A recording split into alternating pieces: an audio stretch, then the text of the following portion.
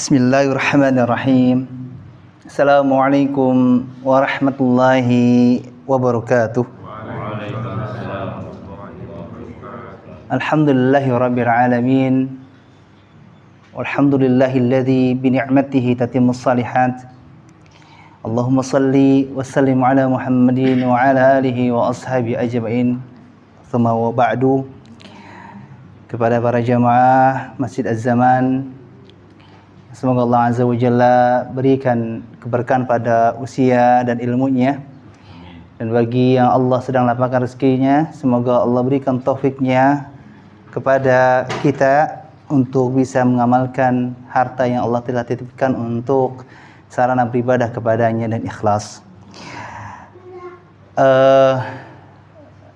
Setidaknya jamaah yang hadir di sini mungkin berbagai macam alasan. Ada yang mungkin Masya Allah sudah istiqamah hadir di Masjid Az-Zaman setiap hari Selasa.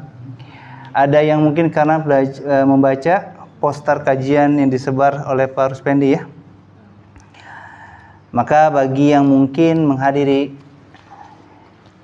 ayah sedang kajian, tolongnya duduk di belakang dulu ya. Ya. Mau di sini? Ya.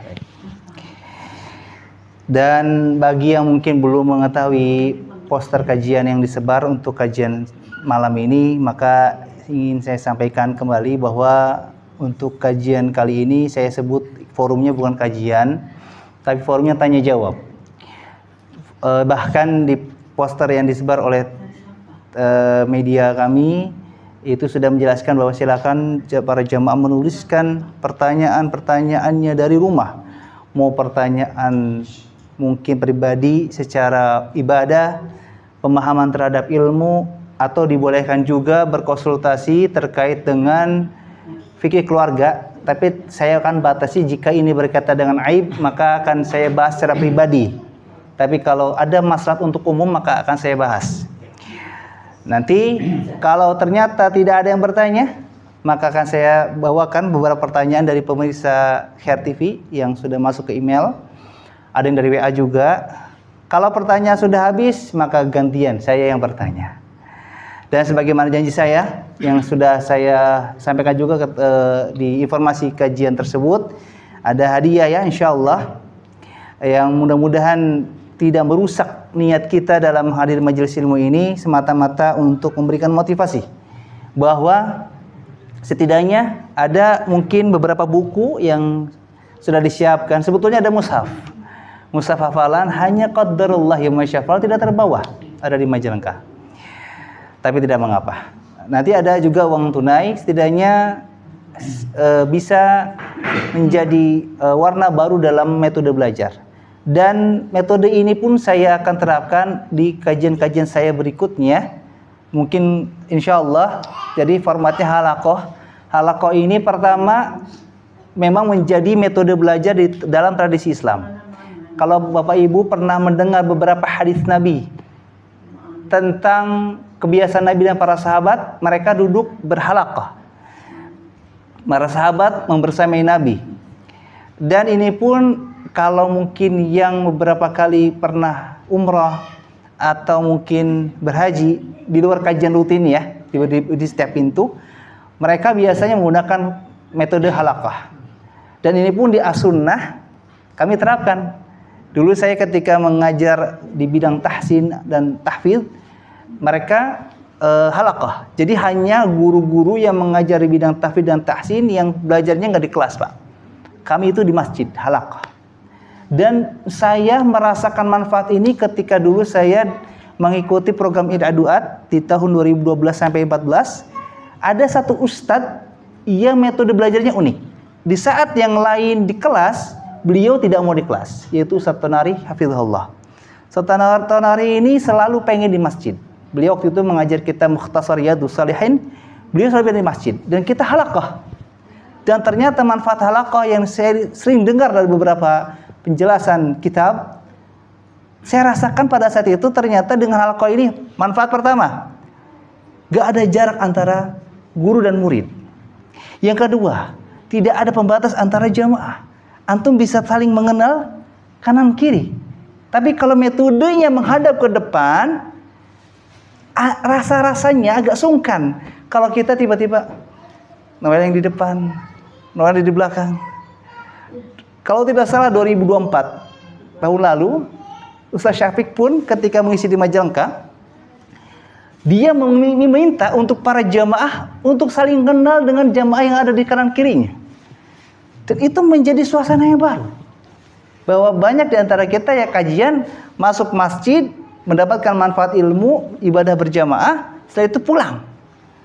Tidak menambah teman, tidak menambah kenalan. Memang tidak semua teman bisa bermanfaat. Tapi selama teman itu kita bertemu di majelis ilmu, insya Allah bisa bermanfaat untuk kita. Bahkan bisa jadi mereka yang kita kenal di majelis ilmu bisa menjadi sebab penyemangat ketika kita futur. Gitu ya. Jadi setidaknya bukan berarti saya ngahiwal, beda dari yang umum, tidak. Karena tidak ada ketetapan baku dalam kajian harus forum mimbar, forum meja, jamaah di depan kan. Apalagi saya menyadari Bapak Ibu, usia saya mungkin tidak lebih tua dari Bapak Ibu. Tapi setidaknya saya di sini punya kesempatan untuk bisa berdiskusi, menyampaikan ilmu atau setidaknya memberikan solusi atas masalah yang sedang dihadapi. Seperti yang sudah saya sampaikan tadi, bagi yang sudah bawa tulisan pertanyaan, silakan bisa serahkan kepada saya langsung. Atau kalau mau ada yang bertanya secara langsung, saya persilakan. Tafadhal, ada yang mau bertanya? Sudah tulisan? Baik. Boleh. Boleh Pak, silakan sini. Silakan. Mau Bapak bertanya dulu atau saya bacakan dulu? Baik. Pertanyaan pertama. Bagaimanakah solusi membentengi umat dari praktek ribawi? Karena hampir setiap sektor dan sektor ekonomi umat hampir terkena dampak dari ribawi. Mulai dari pinjaman tunai di bank konvensional, bank emok. Terkenal juga bank emok di sini ya. Luar biasa. Kalau di desa kami di Manjeti, di Majalengka, dipampang jelas, diharamkan masuk ke wilayah ini. Itu kayaknya harus disepakati biar mereka tahu di sini taringnya tajam gitu kan. Jangan masuk ke sini. Baik, kita lanjut. KPR, pegadaian dan lain-lain. Sampai yang bersifat kebutuhan seperti nyicil rumah, kendaraan perabot rumah tangga dan kredit-kredit lainnya. Baik, pertama kita harus bedakan antara riba dan kredit. Boleh nggak kita kredit barang? Boleh. Karena masih banyak di antara kita yang tidak mau kredit bukan karena berhati-hati, bukan karena saya takut tidak bisa membayar, tapi karena memahami kredit adalah riba. Ini tidak boleh. Riba definisinya setiap pinjaman atau utang yang mendatangkan manfaat, apapun itu. Saya kasih contoh lain dari praktek riba selain kredit tapi sering kita lakuin. Misalkan, siapa di sini yang jadi pedagang? Afwan, ada nggak? Bapak dagang apa? Dagang susu kedelai. Susu kedelai. Maaf, harganya berapa? Cuma 2.000 rupiah. Saya mau beli susu kedelai ke Bapak. Tujuannya saya itu pengen mecahin uang supaya bisa bayar parkir. Nah, contoh, saya kasih studi kasus. Enaknya kita halal kok gini Pak, kita merasa dekat. Oke. Pak, saya mau beli susu kedelai satu saja. Bapak bilang, oh mohon maaf, tidak ada kembaliannya. Di sebelah saya ada Bapak Wawan namanya. Pak, punya receh 2.000 nggak? Oh ada Ustadz. Ya sudah, saya mau nuker dong. Oh nggak ada. Kalaupun ada hanya 6.000 rupiah. Ya sudah Ustadz, gimana caranya? Ini Ustaz ambil saja. Atau saya bilang, oh tidak, ya sudah, kita tukeran 4.000 nanti saja. Sering gitu enggak? Saya punya 10.000, ya sudah Bapak punya 6.000 kan? Kita tukeran. Ustaz kurang 4.000, jelas gampang. Kayak katimudikan ke majelis atau mungkin kita bertetangga misalkan. Bapak kasih uang saya 6.000, saya serahkan ke Bapak berapa? 10.000. Akarnya apa? Tukeran. Saya punya recekan, akhirnya saya bisa bayar ke bapak, saya bisa bayar parkir. Begitu kan? Sering terjadi nggak? Sering. Pernah lihat? Pernah. Boleh nggak? Nggak boleh. Ini sering terjadi karena apa? Kan udah lagi darurat, yang penting cepat. Tujuannya baik, Pak, tapi caranya tidak baik. Apa solusinya? Diubah akadnya. Dengan cara apa? Mengubah praktik. Beda praktik, beda hukum. Bagaimana caranya? Ya sudah, Bapak punya 6.000 kan? Ya sudah, saya pinjam 6.000-nya ya Pak. Saya ambil uang Bapak 6.000, tapi 10.000-nya nggak saya berikan kepada Bapak. Akadnya tukaran atau utang? Utang. Saya selesaikan dulu transaksi dengan Bapak, bayar kedelai 2.000, bayar pakai 2.000. Bagaimana usaha dengan Bapak? Sepakat. Ustadz mau kembalinya kapan? Oh, nanti kita ketemu di kajian ya. Oh, nanti kita ketemu, atau saya ke rumah Bapak deh. Atau misalkan kita rumahnya deketan, ya udah. Misalkan kita ketemu di masjid atau ketemu di jalan, beres. Atau mungkin transfer, beres. Kita perbaiki dalam sistem itunya dulu. Jadi riba itu bukan hanya dalam kredit, tapi dalam transaksi-transaksi misalnya. Contoh, baik, bagaimana solusi membentengi umat dari praktik ribawi? Ya setidaknya dipahamkan seperti ini. Kita itu terlalu terkontaminasi, atau istilah kerennya ke distract, terpengaruhi dengan sistem belajar di sekolah, dengan sistem menghafalkan teori. Kita beribadah harus punya apa? Dalil. Syarat kita disebut punya dalil itu apakah harus hafal? Atau harus tahu maknanya? Tidak. Seseorang dikatakan bisa beribadah dengan ilmu, salah satu caranya bisa jadi karena dia pernah dengar hadisnya, pernah tahu perintah tuntunannya, baik itu Al-Quran ataupun hadis, meskipun dia nggak hafal. Ketika kita sudah tahu dan paham maksudnya, tahu praktiknya, kita amalkan, dan ini disebut kita beramal dengan ilmu. Kita gugur kewajiban dari mengamalkan ibadah dengan ilmu. Kita gugur, kita sudah bisa melakukan itu. Kita tidak dituntut sebagai orang yang beribadah tanpa ilmu. Sebagaimana perintah Allah, wala taqfu ma laysa laka bihi ilmun. Gak boleh mengikuti sesuatu kalau kita tidak tahu ilmunya, bukan tidak hafal ilmu. Jadi ketika orang sudah tahu maksud dari riba dan tahu praktiknya, insya Allah perlahan akan mengerti. Bahkan kalau tidak salah, saya pernah mendengar dari beberapa relasi yang mungkin biasa bertransaksi dengan jumlah yang besar, ada beberapa instansi perbankan, Pak, yang sekarang itu membuka diri untuk bisa bertransaksi tapi dengan syar'i. Contoh, ada beberapa instansi perbankan, kalau tidak salah mungkin BSI ya. Kita mengajukan suatu akad, misalkan contoh ada saya pernah dengar ada kawan dia mau bangun rumah sakit. Biaya yang dibutuhkan nggak cukup 100-200 juta.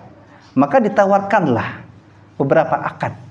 Nah, kalaupun akad pinjaman, mereka tidak akan mau karena pasti pengembalinya lama. Maka diubah sistemnya dengan apa? Pengadaan barang. Saya jual barang ini ke kamu dengan kredit. Tapi sepakat, saya nggak mau ada kelebihan dari denda ataupun penalti. Sepakat, selesai. Apakah pihak perbankan rugi? Tidak. Mereka dapat untung dari transaksi kredit tersebut. Asalkan sepakat, tidak ada keterlambatan. Maksud keterlambatan ini, kamu jangan sengaja terlambat-lambatkan ya. Jangan tersengaja melambatkan pembayaran. Diberikan suatu akad yang jelas.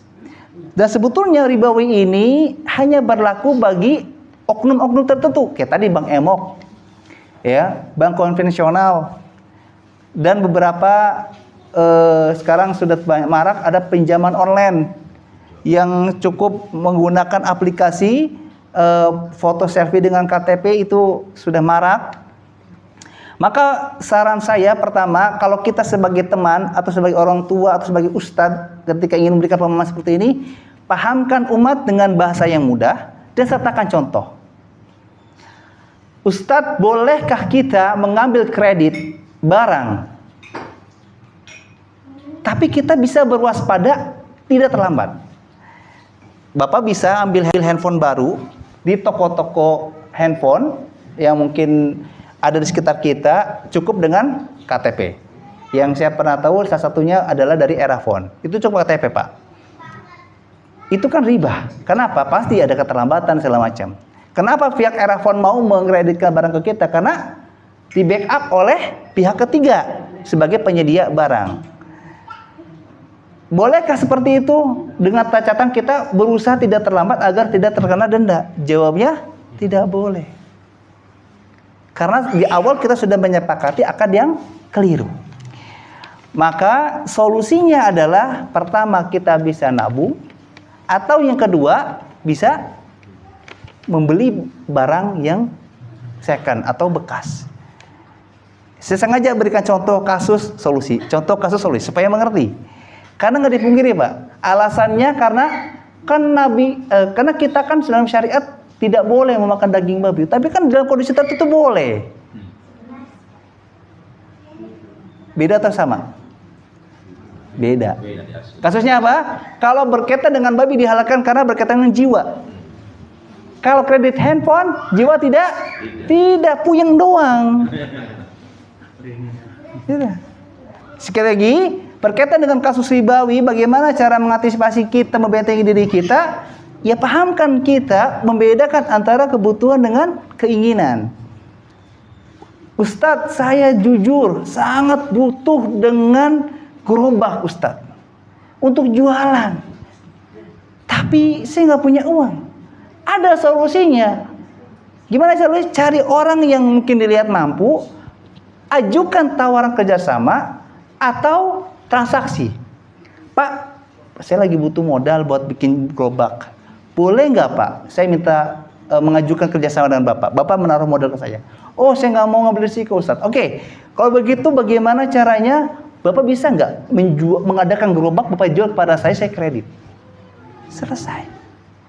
Maka saya saran menyarankan hindari bertransaksi dengan instansi, dengan pihak-pihak yang bukan perorangan. Usahakan jangan ke perbankan atau ke pihak-pihak tertentu. Lebih sering saya sarankan ke perorangan saja. Kenapa? Kalau ada masalah, gampang Pak menyelesaikannya. Tapi Ustadz, kalau saya kayak gitu perorangan, nanti dia kabur, saya rugi dong Ustadz, kehilangan uang. Saya bilang, ada satu hal yang kita lupain Pak. Di antara pahala memberikan utang, pertama, mendapatkan pahala di setiap hari sampai hutang tersebut dilunasi. Ketika diberikan tempo, maka pahala sedekah di setiap hari akan bertambah. Bahkan Nabi SAW memberikan jaminan bahwa kalau kalian menggugurkannya, melunaskannya, maka itu lebih baik untukmu kalau kamu mengetahuinya. Kemudian salah satu hal amalan yang paling dicintai oleh Allah adalah membahagiakan orang lain, memudahkan urusan orang lain. Memang betul Pak, memberikan utang, pinjaman, risikonya ada. Sampai-sampai risikonya besar, tapi negara nggak mau ikut campur kompensasi. Jadi ketika kita menggugat ke kepolisian, saya mau memberikan laporan. Si fulan, si bapak ini, dia berutang ke saya sekian juta. Gak bisa Pak, gak bisa dituntut. Utang itu gak bisa jadi pidana. Makanya di awal kalau memang niat kita mau nolong saja. Ustadz, bagaimana kalau kita menghadapi orang yang kondisinya susah, mengajukan kredit, mengajukan utang? Dua pilihannya Pak. Kalau Bapak punya kemampuan untuk membantu dengan akad tertentu, silakan. Kalau nggak mampu dan takut ini kayaknya nggak bisa, dia tuh kemungkinan sulit untuk membayar utang nanti, mengangsurnya, kreditnya susah. Maka bantu sesuai kemampuan saja. Ya kalau kita tahu orang ini kalau dikasih ikan 10 habis, ya jangan kasih ikan 10 Pak, kasih kail aja 1-2, suruh dia mancing sendiri. Nah, apalagi kalau orang tuh itikad datang itu bukan untuk meminjam uang, tapi untuk pengadaan barang karena untuk mau usaha. Itu saran saya bisa dilakukan. Jadi sekali lagi, untuk salah satu ikhtiar menghindari diri kita dari praktek riba, Hindari bertransaksi dengan pihak-pihak tertentu. Cari perorangan saja. Nah, kalau kita sudah punya kenalan di majelis ilmu yang insya Allah salah seorang di antara kita adalah orang-orang yang sedang dimuliakan oleh Allah, ditutupi aibnya, diampuni dosa-dosanya dari keutamaan majelis ilmu, itu akan memudahkan. Dan antum afwan, jangan merasa risih kalau dihubungi oleh orang lain. Karena itu adalah kesempatan bisa jadi untuk kita mengamalkan apa yang telah Allah berikan. Tahu tidak? Semua harta kita akan dihisab oleh Allah. Tahu kan? Halalnya dihisab, haramnya diazab. Kecuali satu. Harta siapa? Nabi Sulaiman. Gak akan dihisab oleh Allah Azza wa Jalla. Meskipun banyak. Kenapa? Dipakai untuk berdakwah di jalan Allah Azza wa Jalla. Salah satu contoh saja. Jadi saran saya, berkaitan dengan kredit ini, sekali lagi, kredit dan riba itu berbeda. Dan yang kedua, salah satu cara untuk melindungi diri kita dan keluarga kita dari praktek ribawi adalah meminta pengajuan kredit atau pinjaman bukan kepada pihak perbankan atau pihak-pihak instansi. Lebih saran saya adalah kepada perorangan. Itu lebih aman. Wallahu ta'ala alam. Dan terakhir mungkin berkaitan pertanyaan ini, sebagaimana tadi saya ceritakan tentang di desa kami di Majalengka, coba ngobrol dengan RT atau dengan masyarakat setempat, sesepuh-sesepuh di situ. Misalkan di sini meresahkan nih, banyak, karena kalau di sana kami di Majalengka itu ada dua, Pak. Satu Bang Emok, satu lagi Ibu Mekar. Tahu Ibu Mekar? Jadi ini sifat sama kayak pihak ketiga perbankan keuangan gitu, tapi yang nariknya perempuan, bukan laki-laki. Mereka biasanya motornya sama, beat semua. Dan biasanya kalau kami itu udah bisa, kalau ada teteh-teteh nanya alamat berdua, udah. Ini berarti dia menagih. Nah, hindari seperti itu, Pak. Karena yang saya tahu, maaf, kita datang mereka melas-melas, limit yang kita dapat dari awal transaksi itu hanya tidak besar, Pak. Paling 300.000 rupiah. Dan itu sistem itu umum di perbankan. Dites dulu, kasih kecil dulu. Kalau dia bisa konsisten sampai lunas, kasih limit yang lebih banyak. Begitu seterusnya.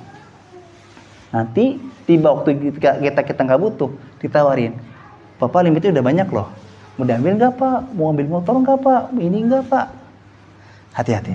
Nah, pasang di pelang jelas haram bagi Bang Emok dan kawan-kawannya untuk masuk ke sini. Dan itu berefek. Mereka akan malu. Nanti biasanya ditegur. Kan Bang Emok itu kelihatannya pakai tas ke depan, ya. Kalau motornya biasanya motor laki biasanya atau Revo misalkan, biasanya mereka ditegur. Non mereka dia kita biasanya. Wallahu ta'ala alam. Silakan. Yang nambahin pertanyaan yang tentang riba dulu. Oh ya, silakan. Apa namanya, kalau misalnya kita pedagang gitu, misalnya ada orang pesan produk kita, terus dia misalnya susu kedelai gitu ya, udah deh saya bayar dulu gitu uangnya gitu. Nah, untuk besok gitu, ternyata besoknya itu orangnya ternyata orang nggak ada lah, misalnya hilang, kita kenal di jalan aja gitu, nggak ketemu tuh, sampai nggak ketemu itu produk itu, terus itu hukumnya gimana, uangnya gimana di kemanain gitu, sedangkan kita kenalnya baru gitu. Lalu apakah itu tergolong riba kita minta uang dulu gitu ke pemesan itu? Pertama, sekali lagi, pengertian riba apa? Setiap utang yang mendatangkan manfaat. Kalau udah akad Bapak tadi kan bukan pinjaman, tapi pesanan. Bapak menjual kedelai. Bapak harus tahu bahwa ada salah satu aturan dalam jual beli, la tabi malaysa indak. Tidak boleh kita menjual sesuatu yang bukan milik kita. Ustadz, kedelainya kan belum jadi. Iya, tapi Bapak sudah menjadi pedagang kedelai. Itu. Meskipun kedelainya belum ada, tapi Bapak sebagai promosi pedagang, kedelai sudah dikenal, buktinya dia pesan kedelai ke Bapak. Maka ketika Bapak misalkan mensyaratkan, oh ada pesanan, Bapak mau pesan boleh, tapi tolong kasih DP atau uang di awal. Kalau ridho, aman. Nah, terkait misalkan dia sudah pesan, terus tiba-tiba kita kok ditunggu sesuai waktu nggak datang, ini pesanan nggak diambil.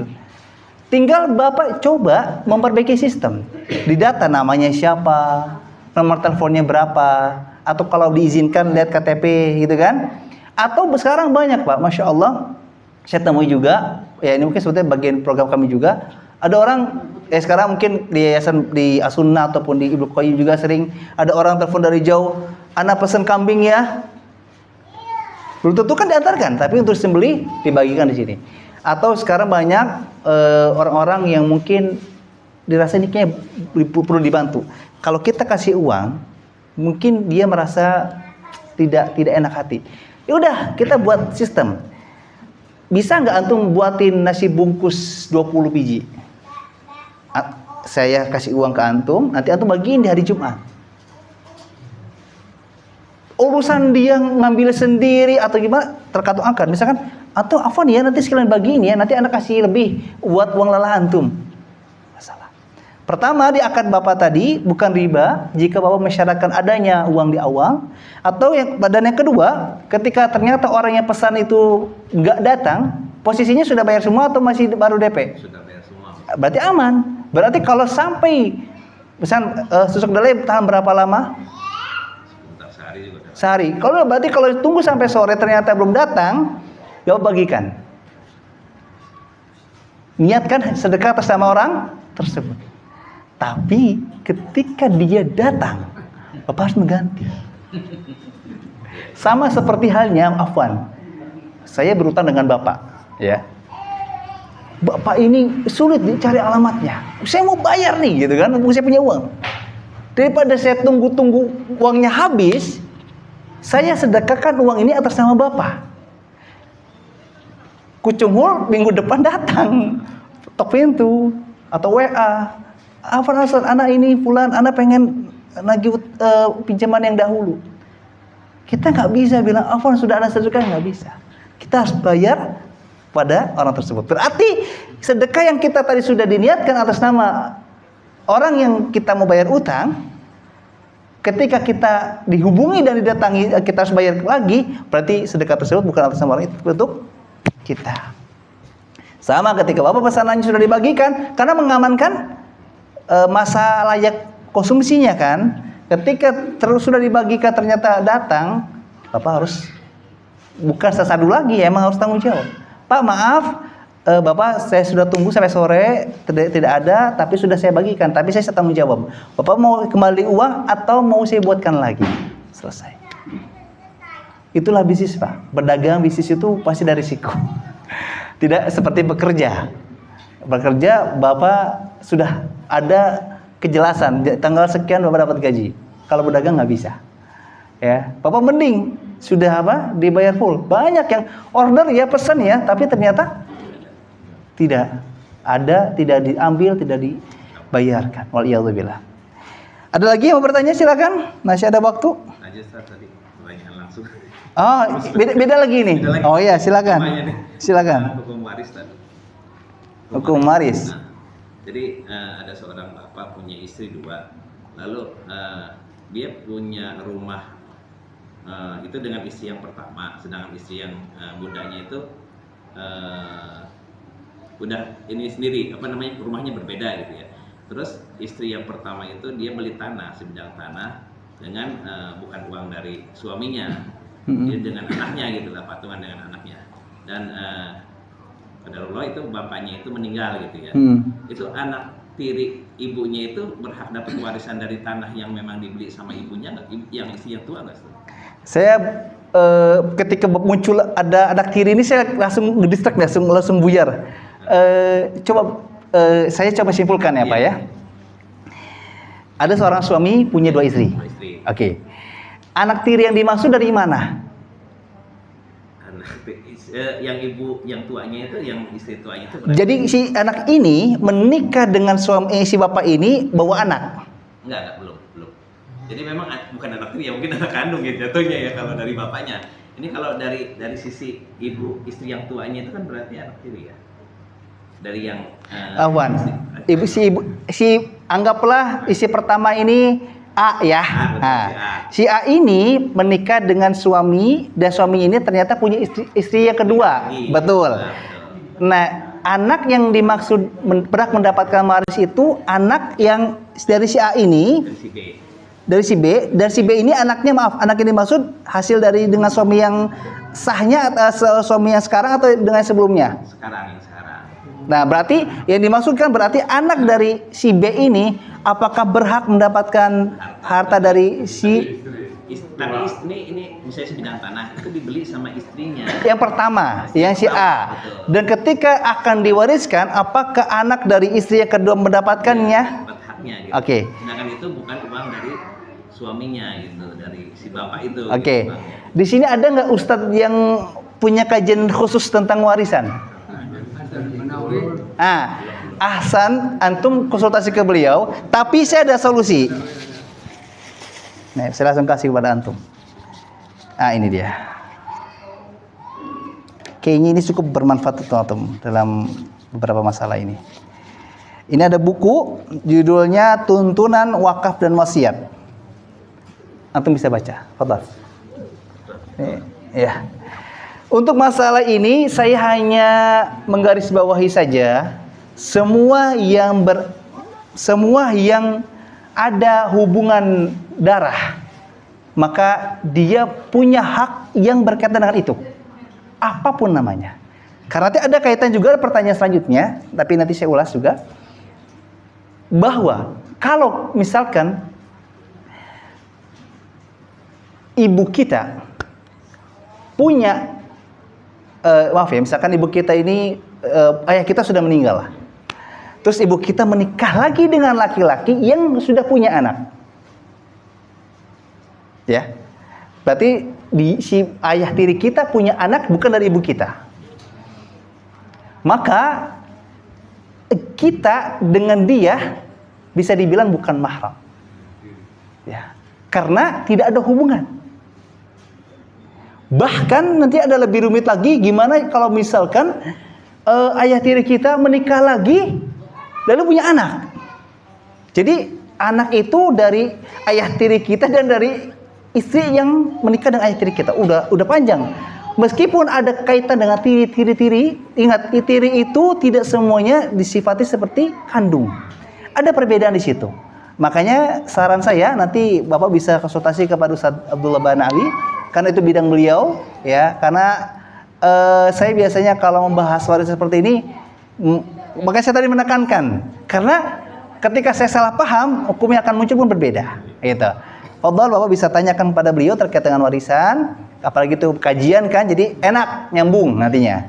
Kalau di sini saya karena warisan ini adalah bisa dibilang bab ilmu yang tersulit, karena butuh bukan telinga untuk mendengar, untuk mencatat itu dibutuhkan bagian-bagiannya. Terus nanti kalau pertanyaan Bapak ini sudah di luar dari masalah pokok, karena sudah berkaitan dengan istri yang lebih dari satu, nanti haknya seperti apa dan bagaimana persentasenya. Karena apalagi Bapak tadi menyampaikan bahwa emang tanah itu bukan dari suami, kan gitu. Karena hukum asal berarti yang berhak adalah suaminya dan anak-anaknya, begitu. Wallahu taala alam. Ada lagi yang mau tanya? Kalau tidak ada, saya mau bacakan pertanyaan dari pemirsa Khair TV. Pertama, Assalamualaikum warahmatullahi. Terkait dengan, saya mau tanya Ustaz, orang tua saya sudah sepuh, usianya sekitar 56 tahun, dan sekarang sudah pisah dengan ayah. Sementara ibu mertua sakit, mana yang didahulukan? Kalau di kita dengan orang tua namanya apa? Berbakti. Kalau dengan mertua namanya berbuat baik. Bedakan pemahaman itu, Pak. Kita tidak mengikuti permintaan mertua, dosa enggak? Tidak. Tapi kita mengikuti tidak mengikuti permintaan orang tua, termasuk dosa. Tapi ingat, meskipun tidak mengikuti mertua tidak dosa, tapi kayak diambek, Pak. Nanti kita akan disebut menantu kurang ajar, ya. Jadi di sini dari dua pengertian ini kita bisa menyimpulkan bahwa kalau bertemunya dua hajat, kita misalkan maaf sekali punya uang 100.000, ibu kita butuh ibu butuh uang. Ibu mertua ngomong lega istri kita, bejakan kasalaki mana, bukan duit ente. Mana kita dahulukan? Kita ibu kita dahulukan. Ibu butuhnya berapa? Butuhnya 100.000, maka kasih. Atau kita bernegosiasi. Ibu boleh nggak kalau AA ngasih tawaran, AA bisa ngasihnya separuh. Ibu cukup nggak kalau 50.000? Kalau cukup, alhamdulillah. Nanti sisanya baru kita bisa bantu mertua kita.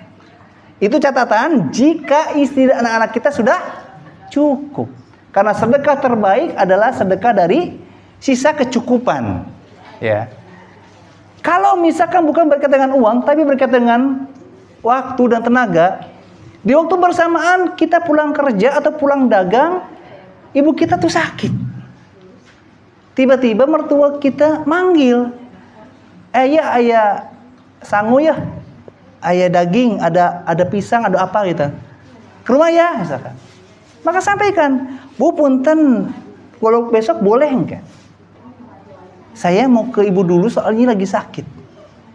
Sebetulnya secara hukum berbeda Pak. Kita harus dahulukan ke orang tua. Tapi kan masalah ini bisa dibicarakan. Yang penting ngobrol, badami. Apa di sini badami bahasanya? Betul nggak? Musyawarah. Sama berarti ya Sundanya. Jadi di sini secara hukum tetap orang tua lebih utama kita dahulukan, tapi bukan berarti akhirnya kita sepelekan mertua kita, bukan. Karena kita harus sadar bahwa itu adalah orang tua istri kita. Dan memang ketika seorang wanita menikah, patuhnya kepada siapa? Suami. Tapi suami yang terbaik adalah suami yang membantu istrinya untuk berbuat baik pada orang tuanya. Ingat, bahasanya bukan berbakti, tapi berbuat baik. Begitu. Kemudian pertanyaan berikutnya masih dari orang sama. Boleh. Itu yang untuk mertua, ada nggak sih mantan mertua? Dan kalau misalnya mantan mertuanya itu udah kayak mau memutus silaturahmi dengan misalnya dengan kitanya, itu gimana itu Ustaz? Kalau mertua termasuknya mahram mu'abad ya. Jadi mahram selamanya. Meskipun bahasanya tadi apa mantan lah apa, tetap hubungannya harus baik. Kalau misalkan ternyata ada sebab-sebab yang membuat mereka menjauh dari kita, berarti kan bukan kita yang menjauh, beda kasusnya. Kalau kita yang menjauh ya kita akan terkena dosa dari memutus silaturahim. Ya, tetapi kalau merekanya yang mungkin menjauh mundur teratur, ya itu lain cerita. Ya kita berusaha, kita datang misalnya minimalnya sekali-sekali, setahun sekali ketika lebaran datang ngasih kupat, parsel atau apalah gitu kan. Enggak masalah. Ya, jadi di sini untuk mantan orang tua istri kita, mertua kita tuh memang kita boleh sebut mantan, cuman hukumnya tidak berubah. Beda dengan ipar, Pak. Ya, ipar itu ketika istri kita bercerai dengan kita, itu sudah bukan mahram lagi. Ayah sambung saya sudah pisah dengan ibu. Ayah sambung ini nikah lagi. Apakah istri ayah sambung saya yang baru ini mahram saya? Jawabnya bukan. Paham maksud saya? Jadi ada seorang yang dia ibunya menikah lagi, lalu bercerai dengan suami tersebut, lalu si ayah tirinya ini nikah lagi. Lalu ditanya, apakah istri baru ayah tiri saya itu mahram? Jawabnya bukan. Begitu. Karena tidak ada hubungannya sama sekali. Apalagi kalau dia punya anak, itu tidak ada hubungannya dengan mahram. Wallahu ta'ala a'lam. Kemudian bagaimana cara mengetahui ilmu kita berkah? Mohon penjelasannya Ustaz. Mohon rinciannya Ustaz. Sederhana, setiap yang kita dapatkan dari majelis ilmu atau dari kita baca dari buku yang kita miliki atau kita pinjam dari orang lain, kalau itu kita bisa amalkan dan mengubah kebiasaan buruk yang kita biasa lakukan ternyata berubah, maka ini tanda ilmu kita berkah. Contoh misalkan, Bapak Ibu pulang dari sini bawa hadiah, oleh-oleh, paham tentang berapa transaksi riba yang tadi saya jelaskan. Yang dulu begitu mudahnya kita nuker uang, kalau nggak ada separuhnya nggak apa-apa. Terus diamalkan, oh mungkin itu dia, ternyata dosa. Berarti insya Allah ilmu itu berkah. Karena mendatangkan manfaat. Di antara mana berkah adalah keberkahan yang terus menerus, kebaikan yang terus menerus. Dan biasanya ilmu yang tidak berkah itu nggak ada dampak sama sekali. Contoh misalkan, afwan sekali, kita sudah lama hijrah, tapi kebiasaan kita dengan masa lalu tidak berbeda. Kalau berbeda cuma sedikit. Bedanya apa? Sekarang janggutan. Bedanya apa? Sekarang cingkrang. Itu tok sudah. Bedanya apa? Sekarang kita nggak kunut. Itu saja. Muamalahnya sama. Nguap masih ya. Kemudian afwan sekali. Ya. Dengan tetangga hubungannya masing-masing. Punya makan nggak pernah berbagi. Tetangga sakit nggak pernah dijenguk. Ini prinsip-prinsip orang-orang afwan LDII. Ya, kalau bapak ibu pernah punya teman yang pernah masuk LDI pasti akan ngeri. Mereka ini menganggap kita tuh najis. Ya, ada tetangga kami di Majalengka seperti itu. Siapa yang tega melihat jemuran jatuh? Dibantu, Pak. Dibersihin, dilipat, disimpan di kursi. Besoknya dicuci lagi tuh baju. Ditanya dong, eta kunaha? Pan kemarin teh lagar kota tenaon. Bisik-bisik ketahuan. Pan eta mah kitu. Golongan eta mah kitu. Namun melihat kita itu tidak suci, najis. Melihat tuh bilang. Nah, hal seperti ini yang tidak boleh. Kalau kita ngaji, ternyata ilmu yang kita pelajari kita bisa amalin, tapi kita nggak mau ngamalin. Ingat, tidak semua ilmu bisa kita amalin. Contoh, kita belajar manasik haji. Bisa kita langsung amalkan? Nggak bisa, nunggu berapa puluh tahun sekarang? 30 tahun. Kita belajar manasik umroh. Bisa kita langsung amalkan? Nggak bisa. Ngumpulin berapa dulu? 25 juta. Paling murah. Tapi ilmu selain itu yang kita bisa amalkan, kita nggak bisa amalkan. Bukan karena faktor usia atau faktor harta. Tapi faktornya sanghek, malas. Tanda ilmu nggak berkah. Hati-hati, Pak. Sama seperti afwan banget. Bapak punya uang hasil dari kerja atau dari dagang. Ternyata uang ini bukan mendekatkan kita kepada Allah. Bagaimana kata Ibnu Hazm? Kullu nikmatin la tuqarribu min Allah azza wa jalla fahiya baliyatun. Setiap nikmat yang Allah berikan tidak mendekatkanmu kepada Allah, bahkan malah menjauhkanmu dari Allah, maka fahiya baliyah, itu adalah musibah. Contohnya apa? Afwan banget. Ini sering saya dapatkan. Ketika tidak punya uang, subhanallah, masya Allah, ke masjid itu sebelum azan datang, Pak. Sebelum datang azan itu sudah datang. Masya Allah, zikirnya khusyuk. Tapi ketika sudah punya uang, zikirnya ditinggal, salat sering terlambat. Ini contoh rezeki yang tidak berkah. Meskipun bukan berarti nggak bisa sedekah. Beda kasus ini. Membuat kita jauh dari Allah saja itu sudah menjadi tanda tidak berkah. Apalagi ini tidak kita manfaatkan untuk di jalan Allah. Ini salah satu tanda kita bisa memahami ilmu kita berkah atau tidak. Tandanya apa dampak untuk kita? Lebih jauh dari Allah atau makin dekat kepada Allah. Sebelum ditutup ada yang bertanya lagi barangkali? Mau tanya? Ibu-ibu? Ada yang mau tanya ibu-ibu? Ini hadiahnya masih banyak ibu-ibu. Gak ada tanya? Oke. Saya baru lihat Bapak, maaf dari mana? Ustaz, mau tanya Ustaz. Oh iya, silakan. Bentar, Pak. Jadi begini Ustaz. Kan sekarang pemandangannya lagi viral apa tuh yang ibu-ibu cari cuan di affiliate apa di pokoknya di HP bayar. Iya, betul. Iya. Nah, jadi begini Ustaz yang jadi masalahnya. Kan waktu masuk itu daftar dulu. Nah, kemudian dipancing dengan daftar itu dapat 20% ya. 20.000. Adik sayang. Iya. Dapat 20.000 apa 15.000. Nah, nanti itu namanya dapat apa? Komisi. Ya, bonus. Ya.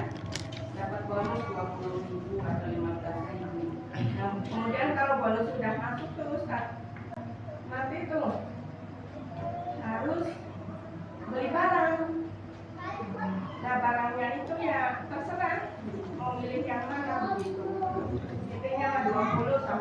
50% itu keuntungannya.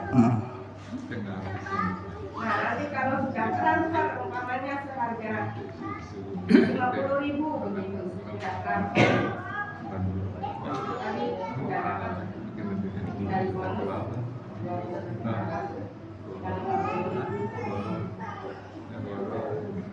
Tapi kalau sudah begitu, diinikan lagi. Berarti di sini keluhan ibu adalah menanyakan hukum status pendapatan uangnya atau apa ini ibu nih? Iya, yang saya tanyakan itu hukumnya. Hukum pendapatannya. Iya, betul. Baik. Afiliat yang ibu maksud afiliat TikTok atau bisnis MLM? Jadi itu tuh. Kalau maaf ibu saya potong.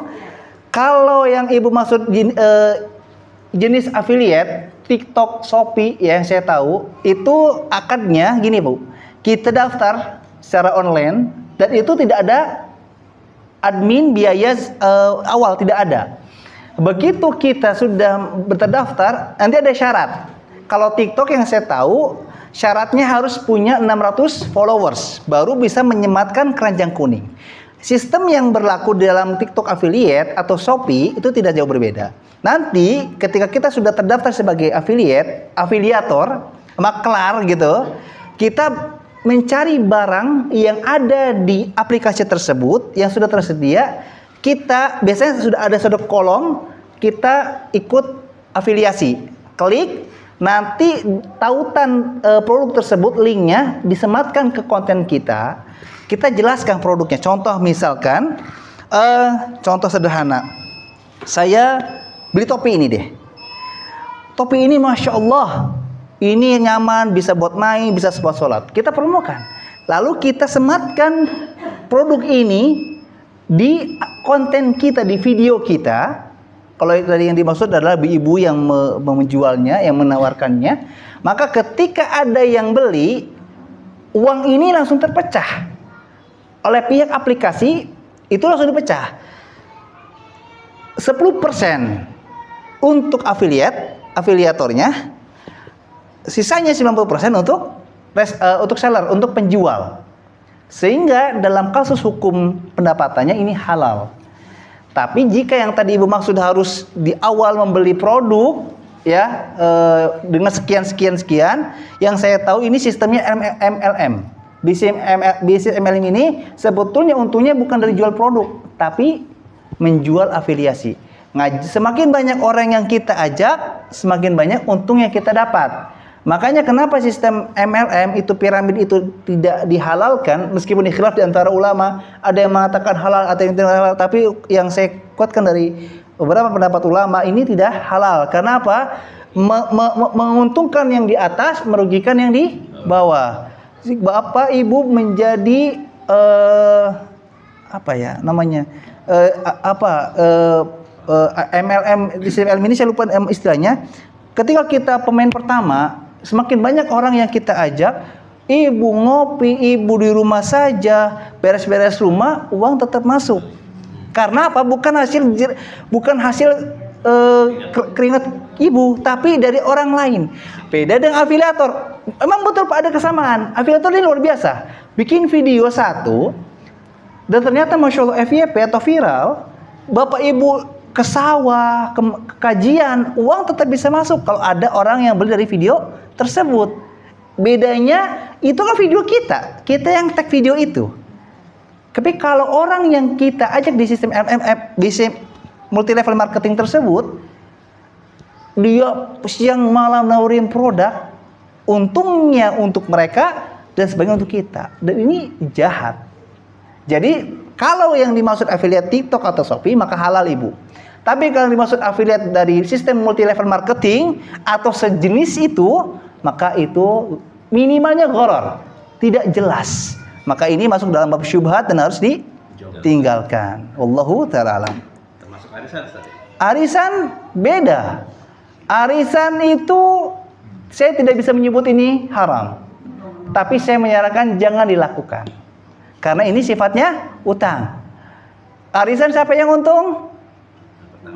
Yang pertama. Harusnya yang untung siapa? Yang terakhir. Karena yang dapat terakhir adalah dia yang menikmati uangnya. Sekarang Bapak Afwan, kita ada berapa hari? Ada 11 orang. Arisan lah, Afwan ya. Misalkan qadarul masyafal, saya ikutan dan saya dapat pertama. Kita harusnya senang, saya senang harusnya. Tapi ketika saya sudah meninggal, kasusnya apa? Utang. Harus bayar enggak? Membayar. Tiba-tiba keluarga saya didatangin punten iuran arisan atau arisan tak apa, gitu kan? Tapi di sini adalah kita maklumnya arisan pengennya duluan. Tapi kalau Bapak pengen, Ibu misalkan arisan pengennya akhir, silakan.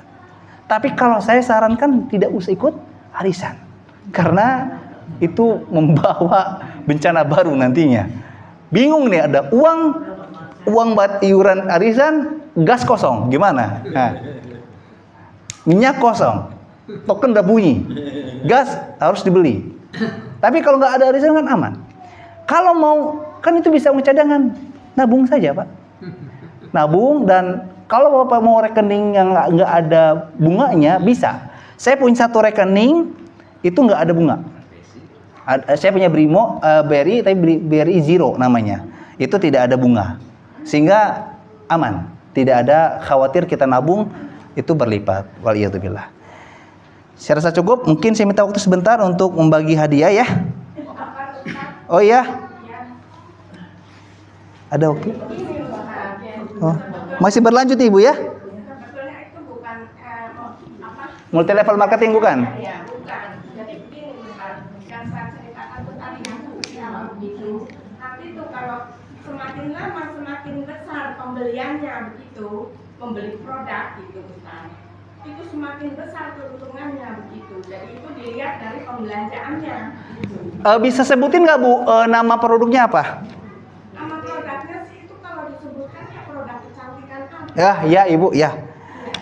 Di Cirebon pernah ada kasus seperti itu, tapi bukan kecantikan tapi kesehatan. Iya betul. Betul. Itu bisa dibilang penipuan. Ada kaitan nih Bu. Sebetulnya yang kirim pertanyaan tadi yang saya bacakan, yang pertama itu dia pernah bekerja dengan saya. Dia orang Mandailing Aceh, Natal. Sebelum kerja dengan saya itu, dia diajak kerja oleh saudara pamannya apa gitu di CSB Mall. Kalau di situ banyak ruko-ruko. Diajaklah masuk kerja di bidang seperti tadi Ibu sebutkan. Menawarkan produk seperti itu, harus membeli produk sekian. Tapi sebetulnya dia itu bukan jual produk, tapi menjual strategi. Biasanya membidik, ada orang keluar dari bank pakai mobil, samperin. Ditawarin produk, satu paket sekian juta. Nanti dijanjikan sekian. Tapi yang ada, produk tersebut sebetulnya tidak sebanding dengan nominal yang harus dibeli. Dan nantinya dijanjikan apa? Semakin banyak yang dijual, semakin untung. Pertanyaannya kalau nggak banyak yang jual, rugi. Apalagi barang yang kita beli pertama itu harganya sangat jauh. Dan dia bilang, Allah lindungi saya Ustadz. Kenapa? Saya dikasih tahu sama salah satu orang di situ, dan lihat saya masih polos mungkin ya, dikasih tahu, Mas ngapain kesini? Mas, saya sarankan jangan. Saya juga kalau udah habis kontrak saya mau keluar. Dijelasin, ternyata subhanallah Ibu yang seperti itu bisa dibilang penipuan deh. Kalaupun kita pengen memperhalus bahasanya, minimalnya goror. Ini nggak jelas. Kalau memang mau murni jual beli, berarti maaf, harus jelas apa yang kita jual, berapa harganya. Dan kalau kasus seperti ini kan kita mengafiliasi. Boleh nggak Pak? Saya misalkan, Bapak punya susu kedelai, ya. Ingat Bu, bahasanya afiliasi itu bukan menjual barang sendiri, tapi menawarkan produk orang lain. Saya bilang ke Pak Us, mau butuh susu kedelai nggak? Oh butuh. Saya mau jual susu kedelai ini, punya saya. Enak. Cuma saya ambil dari Bapak, pesan, tapi nanti nunggu orderan. Nggak boleh. Tadi Malaysia Indak. Nggak boleh kita menjual sesuatu yang bukan barang milik kita. Berarti bahasanya Pak, butuh susu kedelai nggak? Kalau butuh saya nanti bisa bawain. Dropshipper atau semisalnya akarnya dua. Kalau dia mau dapat Untung dia harus beli dulu barang, miliki dia dulu, ada serah terima, baru dia jual. Atau kalau kita nggak mau ribet, tawarkan. Tapi akarnya bukan untung, tapi komisi. Hasil dari jual beli, sepakatan. Satu produk ini saya kasih 10%. Nah biasanya di affiliate aplikasi yang sudah tersebar sekarang di TikTok atau di Shopee itu 10%. Dan itu halal. Sudah dibahas oleh beberapa asatidz, itu halal. Sehingga bahkan ini afwan lebih baik daripada jadi YouTuber. Karena hasilnya lebih jelas. Kalau YouTube kan iklannya beragam. Kalau affiliate produknya kita pilih. Ini suatu hal yang bisa dipisahkan. Dan kalau yang tadi sekali lagi Ibu tekankan, kasus misal itu kemungkinannya haram, minimalnya syubhat. Dan ini lagi-lagi karena berasalkan dari akad yang tidak jelas. Dan ini kalau misalkan ada ibu punya teman seperti itu, diingatkan baik-baik saja. Mau sampai kapan ngasih makan keluarga dengan harta yang tidak baik gitu. Nanti ini bisa menjadi sebab waliyatubillah doanya tidak terkabul karena teralir dan darah ini ada yang haram. Nasallallahu taufiq wa sadad. Baik. Di sini ada yang lagi ini enggak? Gelisah menentukan pilihan. Misalkan dapat tawaran kerja atau mikirin ini mau usaha apa ya, atau mau nikah dengan siapa ya, ada nggak lagi bingung? Atau bingung ini mau nyekolahkan anak di mana, atau mengikuti kajian siapa? Ada yang bingung? Barangkali ada buku yang tepat nih. Memikirkan mau mempertahankan pekerjaan sekarang atau ganti misalkan. Profesi. Kalau nggak ada, saya lewat. Ada di sini yang lagi mau nambah anak atau baru nikah? Bapak belum punya anak. Tapi sudah nikah. Tapi sudah dapat ya. Tapi tidak mengapa. Nanti kalau ini tidak ada yang dapat, saya kasih ke Bapak. Ada lagi yang mungkin belum punya anak atau mau nambah anak? Atau sudah nikah belum? Sudah nikah belum? Sudah, tapi belum punya anak? Belum, sampai istri. Benar? Sampai yang sekarang, yang dulu udah. Oke. Nih teman-teman.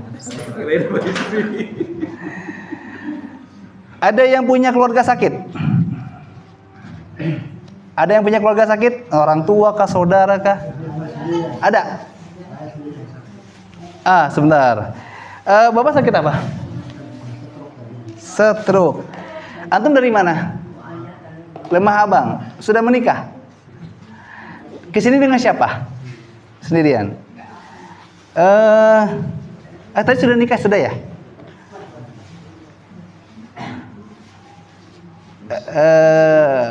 Bapak sudah berapa lama sakit? 1 tahun. Oke. Kayaknya istri antum Afwan, sudah berapa lama nikah? Sudah berapa lama nikah? 12 tahun. Kayaknya antum lebih tepat ini deh. Antum baca ini, Fadhal. Ya, mantap aja, jazakallahu khairan. Ini ada untuk Bapak. Ya.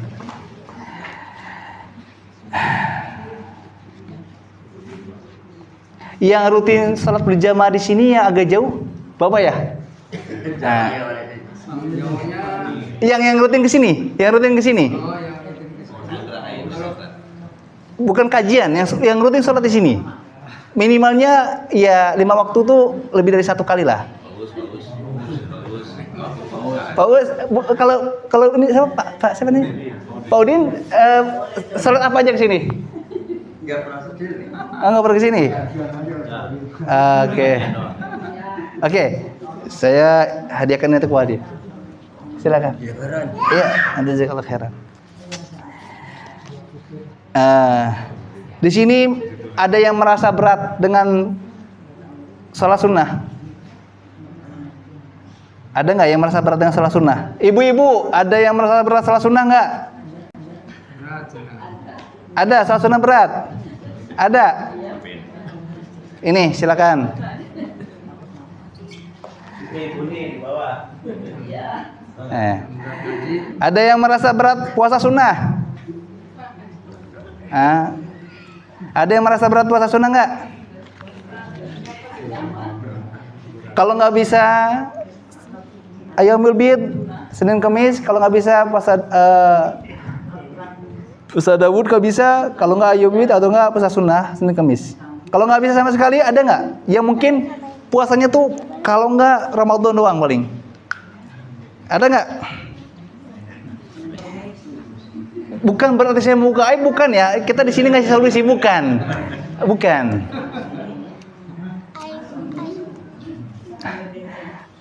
Di sini ada yang profesinya lebih kematian. Kalau di sini, kalau di Majalengka itu namanya lebih kematian. Dia perangkat desa yang suka ngurusin. Kifayah. Namanya apa? Kifayah. Masya Allah, keren ya. Kalau sini lebih kematian namanya. Ada di sini. Ada. Allah. Ada nih yang tadi saya bilang tadi yang merasa mungkin masih belum menikmati puasa sunnah. Ayo.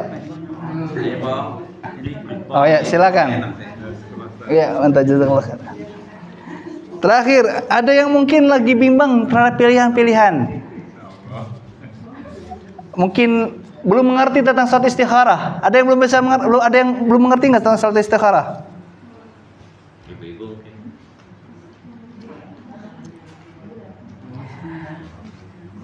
Siapa yang paling jauh di sini sekarang? Bapak dari mana tadi? Saya belum lanjut, Pak. Cipuje. Bapak dari mana? Ini tuh Bapak saja. Insyaallah. Baik, untuk saya minta waktu sedikit lagi, saya ngabisin ini ya. Ini berarti berapa menit lagi nih? Mungkin 2 menit. Saya minta untuk 2 menit.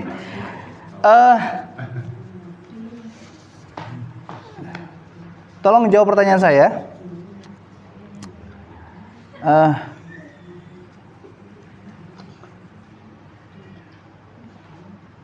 Di antara uzur yang Allah berikan untuk musafir adalah terbebas dari sholat sunnah rawatib. Tapi ada satu sholat sunnah yang Nabi biasa lakukan meskipun sedang safar. Apa? Fajar.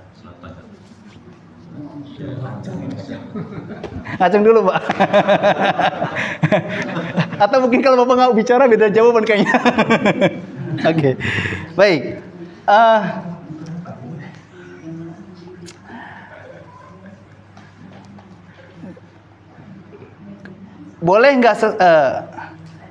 Boleh atau tidak seseorang mengucapkan istighfar? Siapa dulu tadi? Oke. Boleh atau tidak? Karena berlindung dari setan. Apa dalilnya? Sebetulnya kalau Bapak fokus pada jawaban itu udah benar. Boleh tidak mengucapkan istighfar ketika mau? Jawabnya boleh. Tapi bukan sunnah. Bisa Bapak saya jawab, Ustaz nggak tahu dalilnya. Karena kalau udah Bapak bilang lupa, berarti harusnya ada loh. Jadi sekali lagi, menguap tidak ada tuntutan mengucapkan istighfar atau dzikir lainnya, tidak. Yang ada cukup tutup mulut dan tahan suara. Itu yang diajarkan. Tidak mengapa. Sudah jawabnya benar. Terakhir, ibu-ibu yang mungkin masih suka haid. Yang masih suka haid ada ya? Selain istri saya, selain ibu Yaya mungkin ya? Nggak ada lagi? Sudah tua ya? Oke. Wah ini, oke. Meskipun sudah menopause, setidaknya sudah punya pengetahuan. Mungkin ketika muda masih suka haid. Kalau sholat, ingat, tolong angkat tangan dulu baru jawab ya. Nanti ibu tolong bantu diliatin. Kalau ibu-ibu mandi jinabah, ketika haid harus mengurai rambut atau tidak? Angkat tangan dulu. Yang merasa tahu. Saya ulang lagi. Ibu-ibu kalau mandi jinabah setelah haid harus menguraikan rambut atau tidak? Angkat tangan dulu dong. Angkat tangan dulu. Siapa tadi? Harus. Nanti apa alasannya, Bu?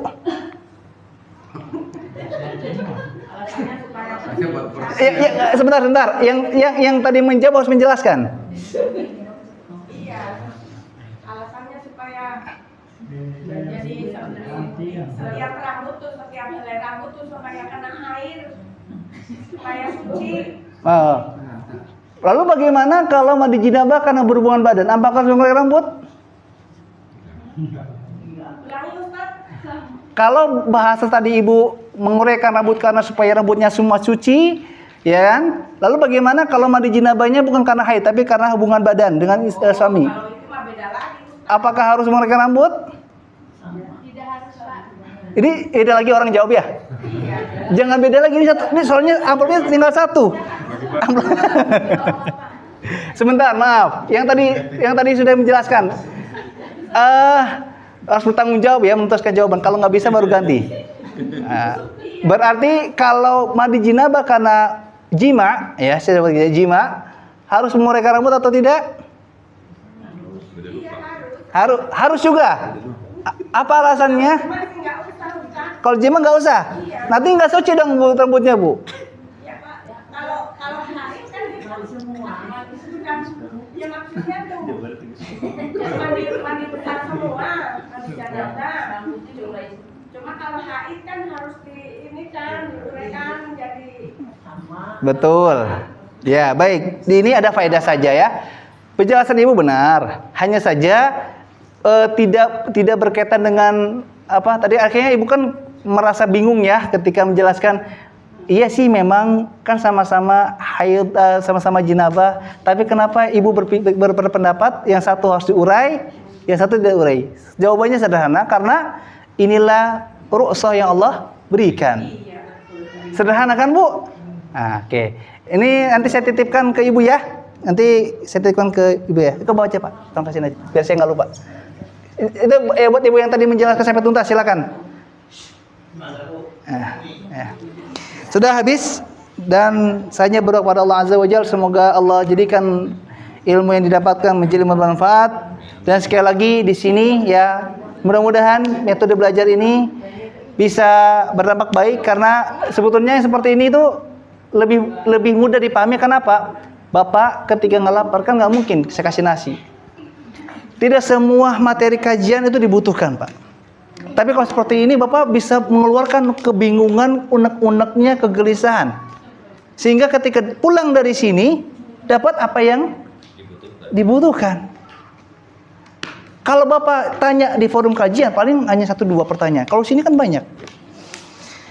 Semoga Allah Azza wa Jalla mengampuni kita dari majelis ini, dan semoga Allah Azza wa Jalla menjadikan hari ini bisa menjadi hari yang lebih baik daripada hari sebelumnya, dan Allah berikan taufiknya untuk kita hidup esok hari lebih baik daripada hari saat ini.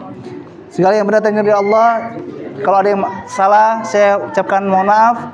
Subhanakallahumma bihamdika asyhadu an la ilaha illa anta astaghfiruka wa atubu ilaik. Assalamualaikum warahmatullahi wabarakatuh. Waalaikumsalam.